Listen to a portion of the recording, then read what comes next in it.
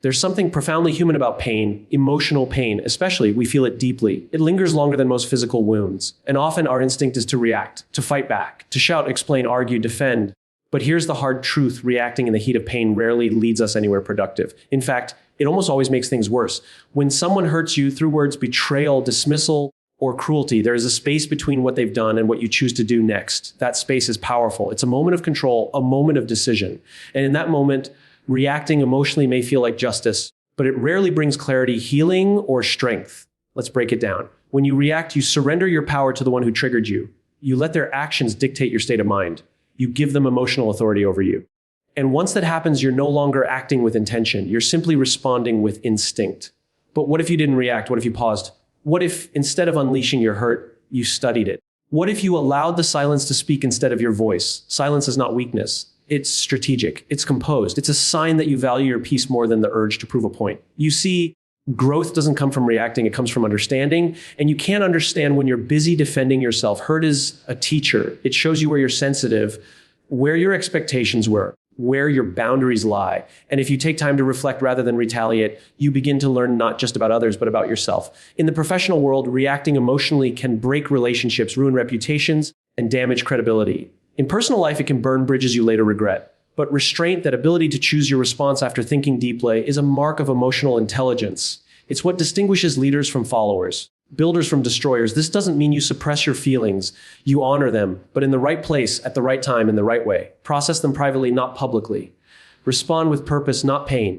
The moment you feel the most provoked is the moment your silence becomes the most powerful statement. So if someone hurts you, never react immediately. Let them see that your emotions are not up for grabs, that your spirit isn't controlled by their words or behavior. Let your character, not your anger, do the talking. Because in the end, the strongest people aren't the ones who fight back. They're the ones who choose peace when war is expected. Fifth keynotes of the speech: reactions give control to others. Silence maintains self-mastery. Reacting emotionally when hurt allows others to influence your inner state, while choosing not to react keeps your power intact. There's wisdom in the pause between action and response.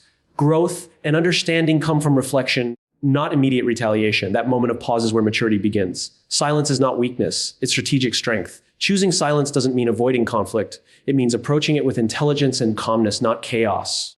Emotional intelligence is shown through response, not reaction. Mature individuals respond after processing emotions, not while they're overwhelmed by them. This makes them more effective and respected. Peace is more powerful than revenge. True strength lies in protecting your inner peace, even when hurt, and rising above the instinct to hurt back. The space between action and response is often overlooked, yet it holds immense power. It's easy to underestimate how much of our behavior is dictated by impulse, especially when we're emotionally charged. When someone hurts us through a rude comment, a betrayal, or any act of insensitivity, our first instinct is to react. It feels natural, even justified. But the truth is, immediate reactions are rarely aligned with our values or long-term interests. They are driven by emotion, not intention. And in that narrow space between what happens to us and how we respond lies the opportunity to choose a better path. Taking a pause, even for just a few seconds, allows our logical brain to catch up with our emotional one. When we pause, we interrupt the automatic loop of stimulus and response. We create room to think. We make space for clarity. That brief silence gives us a chance to evaluate what actually happened, what the person meant, what we're feeling, and whether our reaction will help or harm us. It is in that moment of stillness that we exercise wisdom, not simply knowledge. We are not just reacting to the situation. We are observing it from a distance, gaining perspective that would be impossible in the heat of the moment. There's an old saying, don't make permanent decisions based on temporary emotions.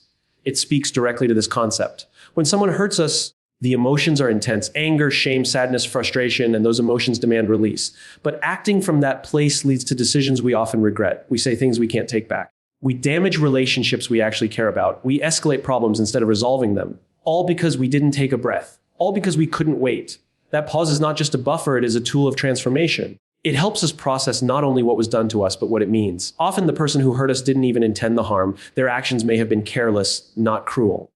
But if we react immediately, we treat every offense as an attack, every mistake as malice. The pause allows us to investigate that assumption. It gives us time to ask, is this really about me, or is this person projecting their own pain?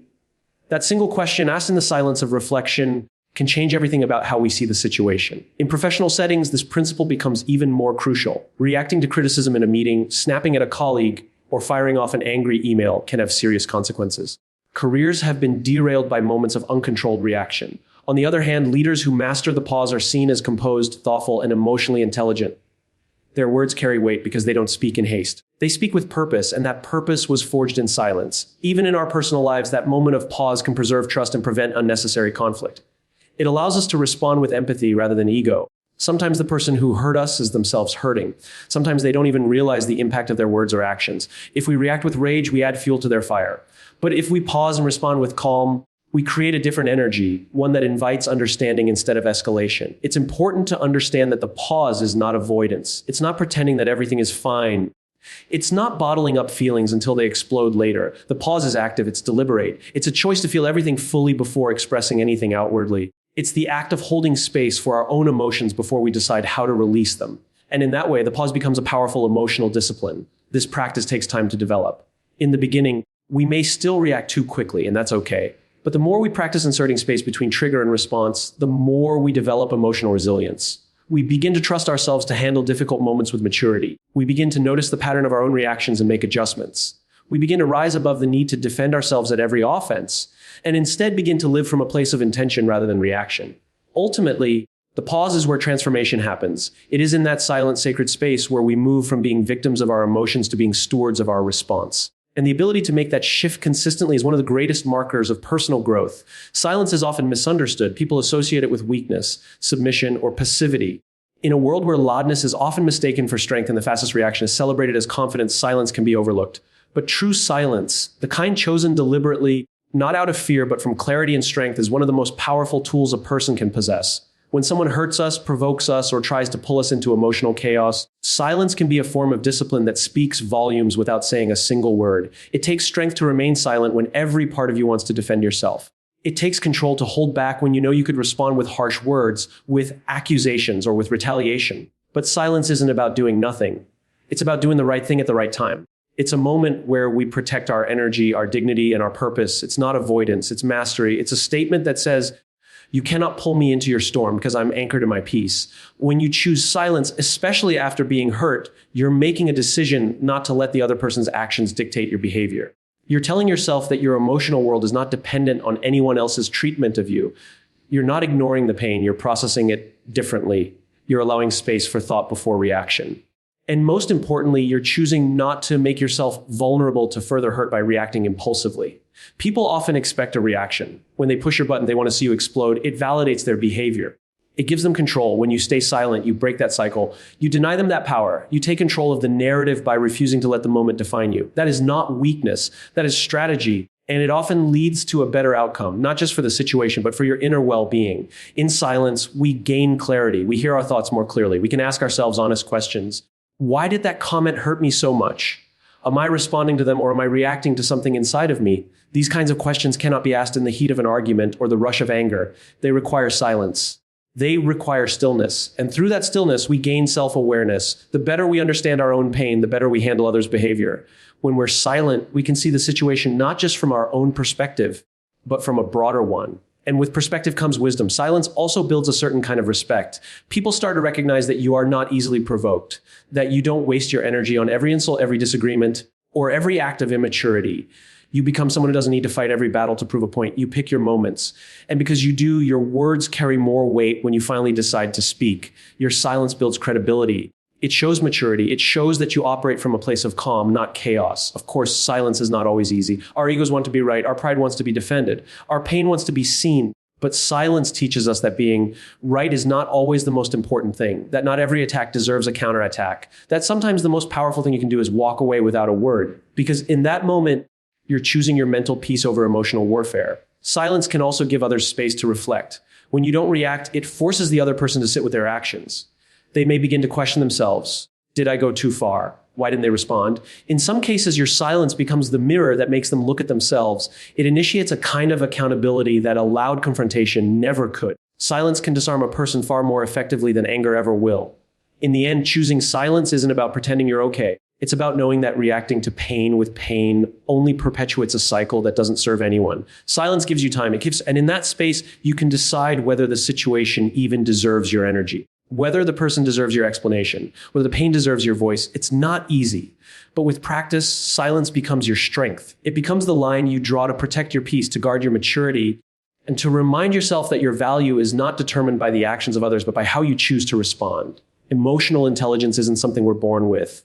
It's something we develop through self-awareness, life experiences, and disciplined choices. One of the most visible and defining traits of emotionally intelligent individuals is their ability to respond rather than react. A reaction is immediate, driven by emotion, often impulsive, and frequently regrettable. A response, on the other hand, is thought out, intentional, and aligned with values. When someone hurts us, the difference between reacting and responding is critical. It's the difference between escalating a conflict and managing it with grace and clarity.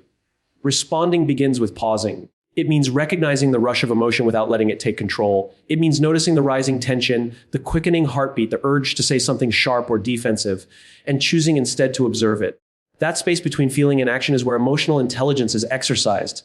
Most people believe they have no choice in how they react to pain, but that's not true.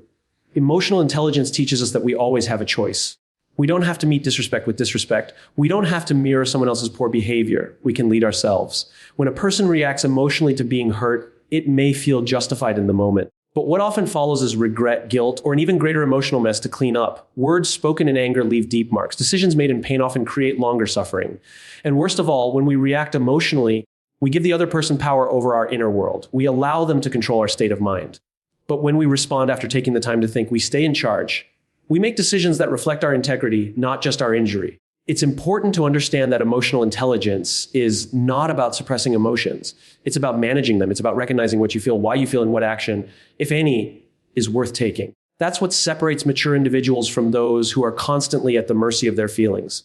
Someone might say something cruel, and instead of snapping back, an emotionally intelligent person might ask, what's really going on with them? They don't excuse the behavior, but they don't absorb it either. They process before responding. They pause before reacting. That pause is not weakness, it's maturity. In personal relationships, this distinction becomes even more vital. When a partner, friend, or family member says something hurtful, our first instinct might be to defend ourselves or strike back. But if we respond after reflection, we create the space for a real conversation, not just a shouting match. We can say things like, that really hurt me, and I want to talk about it when we're both calm. That kind of response invites resolution instead of creating more harm. It shows that we're not slaves to our emotions. It shows that we can feel deeply and still act wisely. In professional environments, responding instead of reacting sets the tone for how others perceive us. A colleague might criticize us in front of others, a client might speak rudely, or a superior might make an unfair comment. Reacting in those moments, especially with visible emotion, can damage credibility. But when we respond calmly, even under pressure, we earn respect.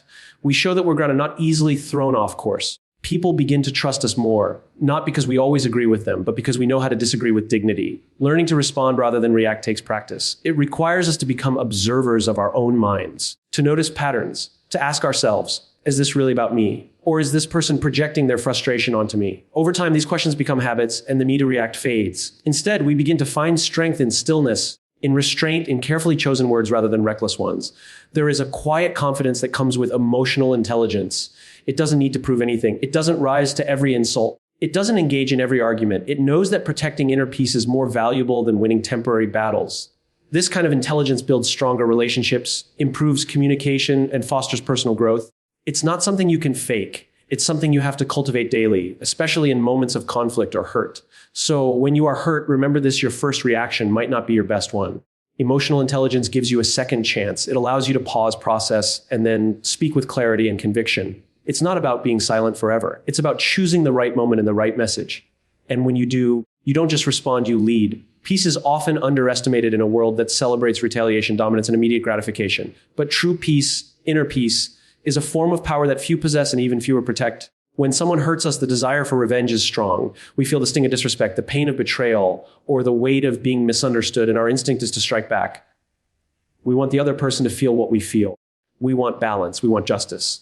But peace doesn't come from revenge. It comes from restraint. It comes from making the conscious choice not to let pain change the kind of person we are. Revenge offers a temporary sense of satisfaction, but that feeling fades quickly. What remains is often guilt, bitterness, or an ending cycle of retaliation. Hurting someone who hurt you might make you feel powerful for a moment, but it ties you to them emotionally. It keeps the pain alive. It keeps the story going. Peace, on the other hand, breaks the cycle. It severs the emotional tether. It allows you to move forward without dragging the weight of resentment behind you. Peace is not passive, it's intentional. It's the decision to prioritize your mental and emotional well-being over your ego. There's an illusion in revenge that tells us we are taking back control. But the truth is, the moment we let someone else's actions determine our behavior, we've already given them control. Choosing peace means stepping back into your own power. It means understanding that you don't need to react to everything. Not every offense deserves your attention. Not every insult requires a reply. When you operate from a place of peace, you're no longer controlled by the chaos around you. You become the calm within it. This is especially true in emotionally charged environments. Whether it's a toxic workplace, a difficult relationship, or a moment of conflict with a stranger, choosing peace often means being the one who refuses to escalate. It means walking away when staying might lead to destruction. It means staying silent when words would only add fuel to the fire. This doesn't make you weak, it makes you wise. People often confuse reaction with strength, but real strength is measured by the ability to hold back when it's easier to lash out. Peace also allows you to think clearly. When you're consumed by the desire to get even, your mind becomes clouded. Your thoughts are driven by emotion, not logic. You may say or do things that go against your own values. But when you prioritize peace, your thinking becomes sharper. You make decisions from a place of clarity, not confusion. You consider consequences. You evaluate what's truly worth your energy. Most importantly, you give yourself the space to heal. It takes a lot of maturity to say, I was hurt, but I won't become bitter. It takes even more to say, I could hurt them back, but I'd rather keep my peace. That choice, repeated over time, builds emotional resilience. You start to realize that your self-worth isn't tied to how others treat you. It's reflected in how you treat yourself when others fail to. Choosing peace over revenge doesn't mean you ignore the pain. It means you address it in a healthier way through reflection, through conversation if necessary, but not through retaliation. In relationships, this choice can be transformative. When one person chooses peace instead of conflict, it often leads to deeper understanding. It shows the other person that emotional maturity is possible. It shifts the energy of the interaction. Even if the other person never acknowledges their wrongdoing, your choice to remain at peace speaks volumes about your character. It says you value yourself too much to be pulled into unnecessary battles. It says you're protecting your energy, your focus, and your growth. Peace is not about being emotionless. It's about being emotionally intelligent. It's about knowing when to engage and when to let go. Sometimes the most powerful statement you can make is your silence. Sometimes walking away is stronger than standing your ground, because real power is not in how loud you can be. It's in how deeply grounded you are in your values. There is freedom in choosing peace. It frees you from the burden of keeping score. It frees you from the constant need to defend, to correct, to retaliate. It allows you to move on while others are still stuck in the same cycle of negativity. And in the long run, the people who protect their peace are the ones who build more fulfilling lives. They have more clarity, more joy, and more strength, not because they never get hurt, but because they refuse to let hurt define them. The heart of this message is simple but powerful. When someone hurts you, your greatest strength is not in how you react, but in how you choose not to. In a world that pushes us toward instant responses and emotional outbursts, the real leaders, the truly strong individuals, are the ones who pause, reflect, and respond with intention. Silence, restraint, and emotional control are not signs of weakness. They are markers of maturity, discipline, and inner power. Protecting your peace does not mean avoiding conflict. It means rising above it. The more you understand yourself, the less you feel the need to prove anything to anyone. So the next time someone tries to pull you into their chaos, remember this: your peace is not just a feeling, it's a decision. And it's the strongest one you can make.